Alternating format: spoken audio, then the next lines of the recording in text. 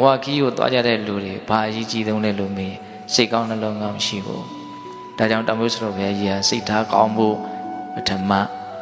အရေးကြီးဆုံးကအဲ့ဒါပဲဘဝခီးကိုသွားမှာကျွတ်တော့ဘဝခီးဆိုတာကဒီဘဝမသေးခင်သွားတဲ့ခရီးရှိတယ်လို့ဒီဘဝသေးပြီးတဲ့နောက်ထပ်ဆက်သွားမယ်တဘဝပြီးတဘဝသွားတဲ့ခရီးလည်းရှိတယ်ဘဝခီးကိုအကျဉ်းမြင့်နှမျိုးနားလည်ရလို့နော်တရပြီးတရတစ်ချိန်ပြီးတစ်ချိန်မသေးခင်မှာသွားနေရတာလဲဘဝခရီးပဲသေးပြီးတဲ့နောက်ထပ်ဘဝတစ်ခုထပ်ဖြစ်မယ်အကောင်းလားအဆိုးလားဆိုတာကတော့ဒီကနေ့စိတ်ထားလေးပေါ်မှာပဲမူတည်မယ်အဲ့ဒါလဲကံတရားပဲနော်မသေးခင်ကစိတ်ထားကောင်းလေးတွေနဲ့လောက်ရကောင်းလေးတွေအတွေးကောင်းလေးတွေနဲ့ဘဝမှာတကယ်အဆင့်တန်းမြင့်မြင့်နေလာမယ်ဆိုရင်ဒီကနေ့မှလည်းဘလို့လုပ်ပြီးတော့မှယုံညံ့တဲ့စိတ်နဲ့သိတဲ့အကြောင်းမရှိဘူး။နောက်မသေးခင်ကစိတ်ထားတွေကညံ့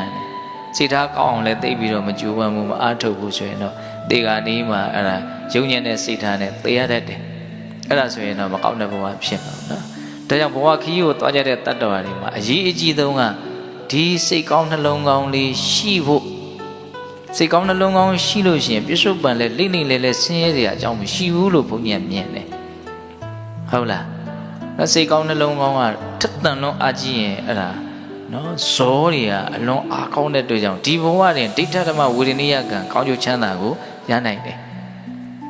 တန်တရားအတွက်လည်းပဲသူ့ကိုပဲအားကိုးပြီးတော့သွားရမှာနော်အနာဂတ်ဆိုတာတကယ်ဖြစ်သေးတာမဟုတ်ဘူးဒီပြစ္ဆုတ်ပံကဘလို့တွေလုံနေတာလဲဆိုတာပဲအနာဂတ်ကိုပုံဖော်မှာဟုတ်တယ်မဟုတ်လားဒါကြောင့်ဘုန်းကြီးတို့ဘဝခီးကိုသွားကြတဲ့လူတွေဘာအရေးကြီးဆုံးလဲလို့မေးစိတ်ကောင်းနှလုံးကောင်းရှိဖို့